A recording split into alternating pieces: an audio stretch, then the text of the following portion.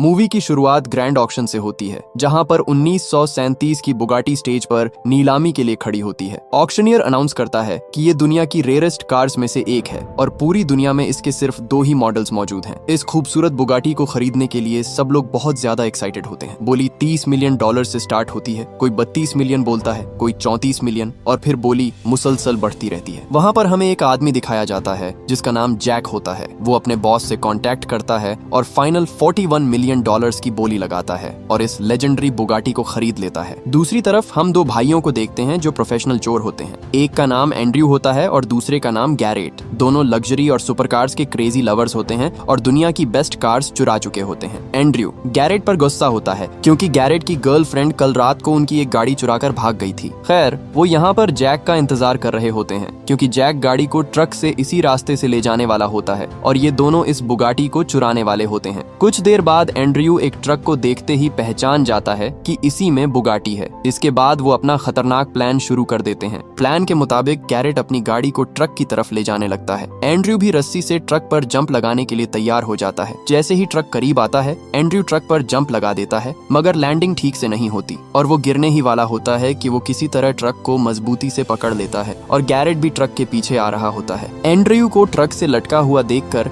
Garrett अपनी गाड़ी truck के करीब ले आता है और एंड्रयू जैसे तैसे करके गाड़ी पर उतरने में कामयाब हो जाता है। फिर वो कार की छत पर चढ़कर दोबारा ट्रक पर चढ़ जाता है। गैरेट कार को ट्रक के सामने ले आता है और उनका रास्ता ब्लॉक करने लगता है। जैक भी समझ जाता है कि ये लोग बुगाटी के पीछे पड़े हुए हैं। ड्राइवर भी परेशान हो जाता है और उसे समझ ही नहीं आ रहा होता कि हो क्या रहा है। जैक ड्राइवर के सर पर गन रखकर उसे कहता है कि सामने वाली कार को ठोक दो। इसलिए ड्राइवर कई दफा गैरेट की कार को टक्कर मारता है। गैरेट समझ जाता है कि ये इस तरह नहीं समझेंगे। फिर वो गाड़ी को घुमाकर ट्रक के सामने रोक देता है, जिससे ट्रक गाड़ी से टकरा जाता है और ट्रक की स्पीड स्लो हो जाती है। जैक गैरेट पर अंधाधुंध फायरिंग करता है, मगर कुछ ही देर में उसकी बुलेट्स खत्म हो जाती हैं। इस मौके का फायदा उठाकर गैरेट कार से निकलकर ट्रक पर चढ़ जाता है और ट्रक की ब्रेक्स की वायर्स काट देता है और एंड्रयू के पास जाता है। एंड्रयू ट्रक का दरवाजा खोलता है और दोनों ट्रक के अंदर चले जाते हैं। वो जल्दी से बुगाटी के अंदर बैठ जाते हैं और उसे स्टार्ट करने की कोशिश करते हैं। दूसरी तरफ जैक ड्राइवर को ट्रक रोकने का कहता है, मगर ब्रेक्स पहले ही फेल होती हैं, इसलिए वो खुद सिचुएशन को संभालने के लिए ट्रक से बाहर निकलता है। दोनों भाई किसी तरह बुगाटी को स्टार्ट कर लेते हैं और वो रेयर बुगाटी को चुराने में कामयाब हो जाते हैं।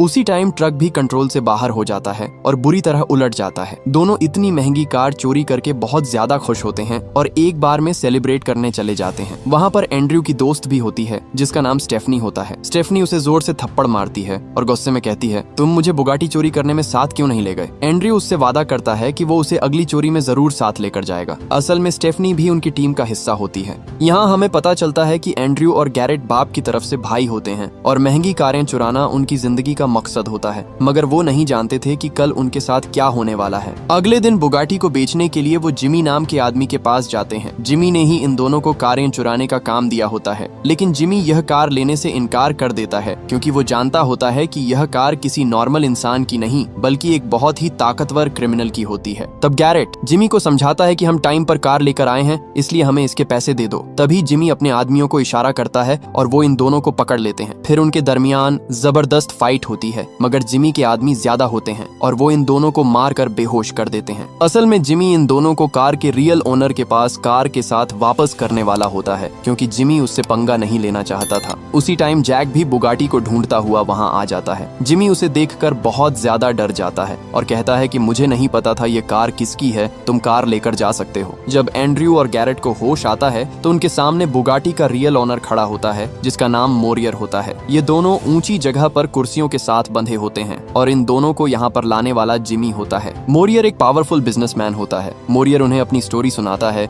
कि वो एक गरीब फैमिली में पैदा हुआ था। उसने जीरो से स्टार्ट किया था और लोगों को लूट कर एम्पायर खड़ा किया और आज वो एक सक्सेसफुल बिजनेसमैन है। मोरियर बहुत गुस्से में होता है और कहता है कि कार चोरी करना उनकी जिंदगी की सबसे बड़ी गलती थी। इसी वजह से वो जिमी को सबके सामने मार देता है क्योंकि जिमी ही उनको काम दिया करता था। मोरियर उनसे कहता है कि वो कुछ दिखाना चाहता है। फिर वो उन्हें एक बड़े गैराज में ले जाता है जहाँ दुनिया की रेयरेस्ट और लेजेंडरी कारें मौजूद होती हैं। गैराज महंगी कारों से भरा होता है। एंड्रयू और गैरेट इतनी महंगी कारें देखकर हैरान हो जाते हैं और उनके मुंह में पानी आ जाता है। मोरियर उन्हें बताता है कि वो रेयर कारें कलेक्ट करता है और यह कारें उसे अपनी जान से भी ज्यादा प्यारी हैं। इसीलिए वो अपनी गन को रीलोड करता है और इन दोनों को मारने ही वाला होता है कि गैरेट समझदारी से काम लेता है और उसे अगली चोरी का प्लान बताता है, जिससे वो इस बुगाटी से भी ज्यादा महंगी फरारी चोरी करके मोरियर को दे सकते हैं। एंड्रयू मोरियर को उस आदमी की कहानी सुनाता है जो बचपन से ही अमीर था। उसका नाम मैक्स होता है। उसने 15 साल की उम्र में ही यूनिवर्सिटी ज्वाइन की और MBA किया। वो दूसरे लड़कों से 7 साल छोटा होता है, लेकिन दिमाग और डिसीजन मेकिंग में सबसे आगे होता है। जब मैक्स बड़ा होता है तो फैमिली के बिजनेस को अपने अंदाज में चलाने लगता है। जब मैक्स 30 साल का होता है तो उसका बाप बूढ़ा हो चुका होता है और अपना पूरा बिजनेस एम्पायर मैक्स के हवाले कर देता है। इसी मौके पर उसका बाप उसे एक स्पेशल गिफ्ट देता है, फरारी 1962। इस फरारी का दुनिया में सिर्फ एक ही मॉडल है और आज के टाइम इसकी वैल्यू $50 मिलियन से भी ज्यादा है।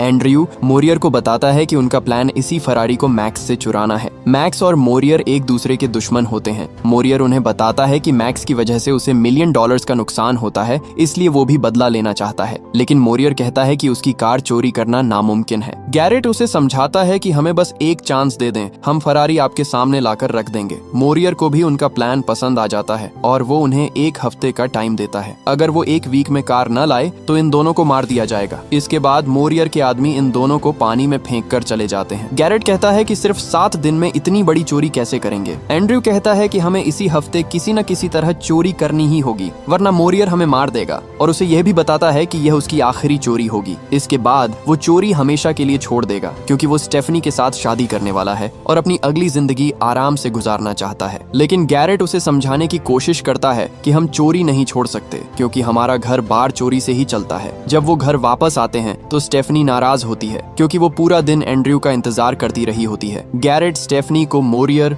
और उनके दरमियान हुई सारी बात बता देता है। स्टेफनी भी कहती है कि जब उनके पास 1 हफ्ता है तो वो भी इस प्लान का हिस्सा बनेगी। वो बताती है कि उसकी एक दोस्त भी इसी शहर में रहती है, वो उसे अपने साथ शामिल करके एक प्रॉपर टीम बना सकते हैं। इसकी दोस्त एक माहिर पॉकेट मार होती है, जो अपनी खूबसूरती और होशियारी का फायदा उठाकर लोगों की जेबें साफ कर देती है। पुलिस भी उससे परेशान होती है, क्योंकि वो उनके वॉलेट तक चुरा लेती है। स्टेफनी और यह लड़की पहले भी कई बार इकट्ठे काम कर चुकी होती हैं। इस लड़की का नाम डेवन होता है। गैरेट को डेवन फौरन पसंद आ जाती है और डेवन भी टीम ज्वाइन करने के लिए मान जाती है। यह एक बड़ा और खतरनाक प्लान होता है, इसलिए उन्हें एक एक्सप्लोसिव्स एक्सपर्ट की भी जरूरत होती है। वो एक ऐसे आदमी से मिलते हैं जो लम्हों में पूरा घर उड़ा सकता है। इस आदमी का नाम लियोन होता है। लियोन अपने काम में बेहद माहिर भी होता है और वो भी टीम में शामिल हो जाता है। इसके बाद वो 4 रेस ड्राइवर्स से मिलते हैं जो प्रोफेशनल कार रेसर्स होते हैं। जब वो उनका ड्राइविंग टेस्ट लेते हैं तो उन्हें ड्राइविंग स्किल्स काफी पसंद आती है। इस तरह वो चारों भी टीम का हिस्सा बन जाते हैं। इसके बाद सब लोग बैठकर चोरी का प्लान बनाते हैं। गैरेट सबको उनका रोल समझाता है और सब इस बात पर एग्री करते हैं कि हर बंदा इस चोरी का एक इम्पोर्टेंट हिस्सा होगा। जब वो अपने अपार्टमेंट में वापस आते हैं तो एक अनजान आदमी उनका इंतजार कर रहा होता है। एंड्रयू अपना बेसबॉल बैट उठाकर पूछता है, तुम कौन हो? वो आदमी बताता है कि उसका नाम लॉरेंट है और वो मोरियर का कजन है। लॉरेंट कहता है कि मोरियर ने उसे यहाँ भेजा है ताकि वो इस प्लान में शामिल हो सके और उनकी हर हरकत पर नजर रखे। लॉरेंट उन्हें यह भी कहता है कि वो यहाँ उनकी मदद करने भी आया है, क्योंकि वो मैक्स के फैमिली सर्कल के अंदर एक बंदे को जानता है जिसका नाम कोहन है। लॉरेंट बताता है कि कोहन मैक्स के साथ काम करता है और उसका सारा काला धंधा वही संभालता है। अगर वो हमें मैक्स के घर ले जाए तो हम उसके सीक्रेट गैराज की लोकेशन का पता कर सकते हैं। टीम लॉरेंट के साथ कोहन से मिलने जाती है, मगर वो उनका साथ देने से इनकार कर देता है, क्योंकि लॉरेंट मोरियर का कजन होता है। इसीलिए कोहन लॉरेंट पर ट्रस्ट नहीं करता। लेकिन उस वक्त स्टेफनी बीच में आ जाती है और कहती है कि एंड्रयू और गैरेट दुनिया के बेस्ट ड्राइवर्स हैं और जो कार चाहें चुरा सकते हैं। कोहन आखिरकार मान जाता है, लेकिन एक शर्त पर। वो एंड्रयू और गैरेट की ड्राइविंग स्किल्स टेस्ट करेगा। गैरेट का टेस्ट ये होता है कि वो कार को घुमाए और बीच में रखी हुई बोतल जमीन पर न गिराए। गैरेट कामयाबी से ये टेस्ट पास कर लेता है और सब इम्प्रेस हो जाते हैं। लेकिन अगला टेस्ट और भी ज्यादा खतरनाक होता है। उन्हें एक चलते हुए जहाज को कार से रोकना होता है, जो कुछ ही वक्त में टेक ऑफ करने वाला होता है। एंड्रयू उसे मना करने की पूरी कोशिश करता है, लेकिन कोहन साफ साफ कहता है कि अगर तुम जहाज नहीं रोक सकते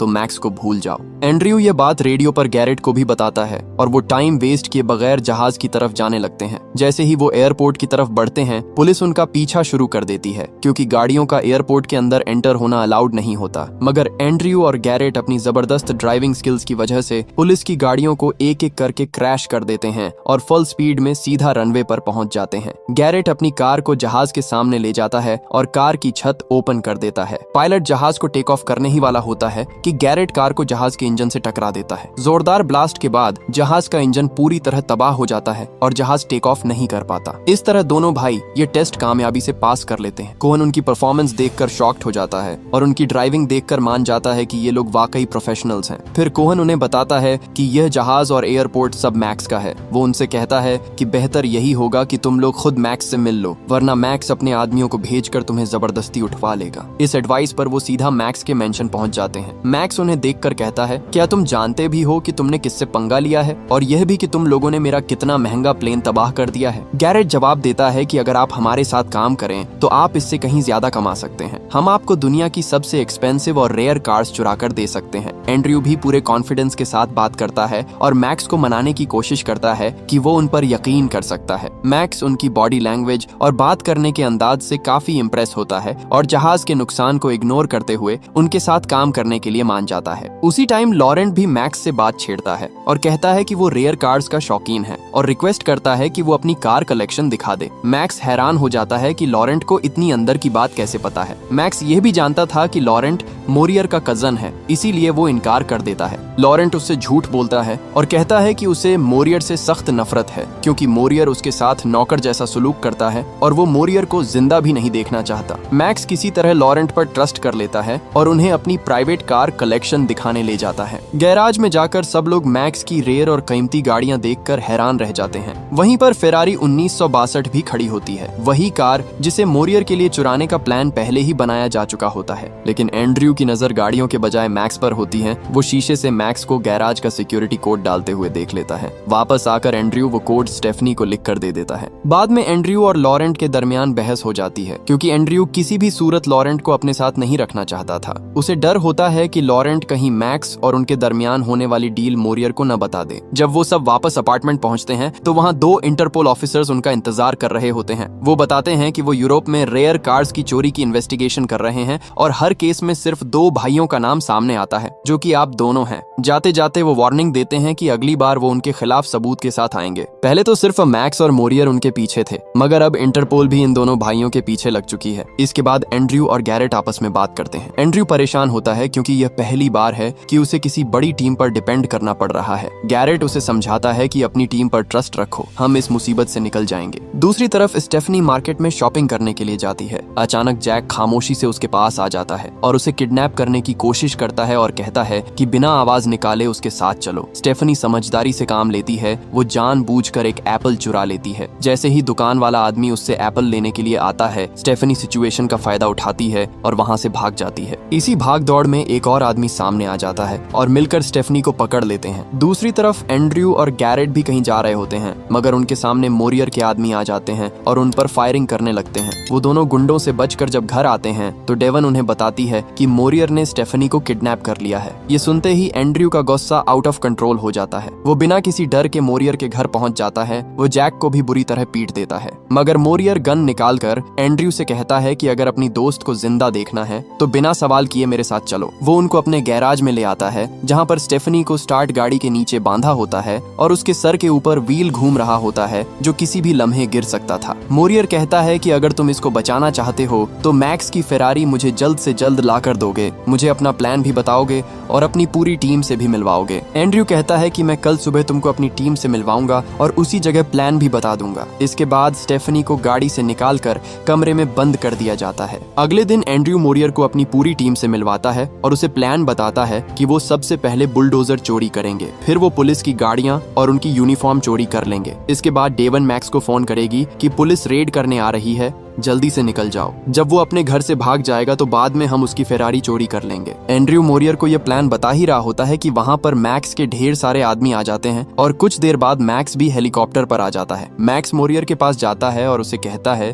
कि मुझे मालूम है तुम मेरी गाड़ी चुराने वाले हो, चाहे तुम्हारा जो भी प्लान है मैं तुमसे 10 कदम आगे हूँ। ये कहकर मैक्स वहाँ से चला जाता है। मोरियर को मैक्स पर बहुत ज्यादा गुस्सा आता है और वो एंड्रयू से कहता है कि कल इसकी टीम मैक्स की फरारी चुराएगी और कल वो इसी जगह पर गाड़ी लेने आएगा। मोरियर लॉरेंट को टीम पर नजर रखने का कहता है। रात के टाइम एंड्रयू, गैरेट और लॉरेंट बैठकर बातें कर रहे होते हैं कि अचानक वहीं 2 इंटरपोल ऑफिसर्स वहां आ जाते हैं। ऑफिसर्स को शक होता है कि यह लोग कोई बड़ी प्लानिंग कर रहे हैं। ऑफिसर्स उन्हें धमकी देते हैं कि उनकी नजर हर वक्त इन पर है। सिचुएशन हैंडल करने के लिए एंड्रयू लॉरेंट से फेक फाइट शुरू कर देता है ताकि ऑफिसर्स को लगे ये कि यह लोग एक दूसरे को पसंद नहीं करते। एंड्रयू फुल फोर्स के साथ लॉरेंट को पंच मारने लगता है। ऑफिसर्स बीच में आ जाते हैं और इस तरह उनकी लड़ाई खत्म होती है। लॉरेंट के साथ जो कुछ हुआ होता है उसके गुस्से में वो स्टेफनी पर हाथ उठाता है, लेकिन स्टेफनी अपना माइंड यूज करती है और बड़ी चालाकी से उस रूम की चाबी चोरी कर लेती है जहां उसे बंद किया गया होता है। अगले दिन मोरियर उस जगह की तरफ जाता है जहां उसने एंड्रयू के साथ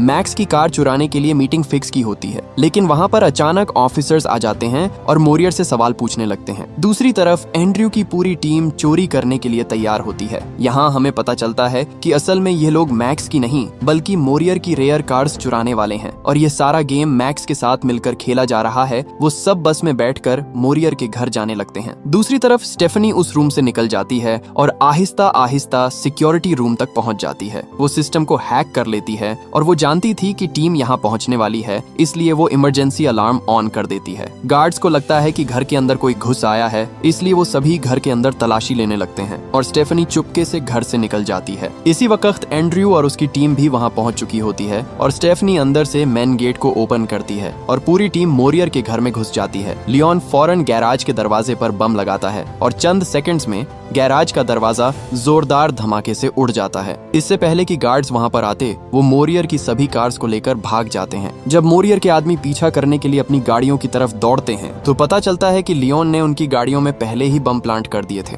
जैसे ही लियोन बटन दबाता है, सारी गाड़ियां ब्लास्ट हो जाती हैं और टीम सेफली निकल जाती है। दूसरी तरफ जब मोरियर इन ऑफिसर्स को कोई इन्फॉर्मेशन नहीं देता तो वो उसे अरेस्ट करने लगते हैं। इसी टाइम मोरियर भी समझ जाता है कि ये असल इंटरपोल नहीं है। वो जैक को ऑर्डर देता है और वो उन दोनों पर फायर करने लगता है और गोली एक ऑफिसर्स के शोल्डर्स पर जा लगती है। मोरियर इस मौके का फायदा उठाकर वहां से भाग जाता है। मोरियर समझ जाता है कि एंड्रयू ने इसकी कार्स चोरी कर ली हैं, इसलिए वो तेजी से उनकी तरफ जाने लगता है। हाईवे पर एंड्रयू अचानक कार रोकता है और स्टेफनी की तरफ देखता है और कहता है, तुम मुझसे शादी करोगी? स्टेफनी भी खुशी खुशी मान जाती है और फौरन यस कह देती है। वहां पर मोरियर भी उनके पीछे आ रहा होता है। एंड्रयू उसे कंफ्यूज करने के लिए रास्ता चेंज कर देता है और टीम को 2 हिस्सों में डिवाइड करता है, लेकिन मोरियर और लॉरेंट एंड्रयू के पीछा करने लगते हैं। फिर एक लॉन्ग और इंटेंस चेस स्टार्ट होती है। लॉरेंट एंड्रयू के बिल्कुल करीब आ जाता है और एंड्रयू को गोली मारने ही वाला होता है कि अचानक लॉरेंट की गाड़ी सामने से आते हुए एक ट्रक से टकरा जाती है। एक जबरदस्त ब्लास्ट होता है और लॉरेंट वहीं मारा जाता है। एंड्रयू लियोन को सिग्नल देता है कि प्लान बी रेडी रखो। गाड़ियां फुल स्पीड में ब्रिज की तरफ बढ़ती हैं। ब्रिज पर पहुंचकर लियोन बम फेंकता है, लेकिन ब्लास्ट थोड़ा जल्दी हो जाता है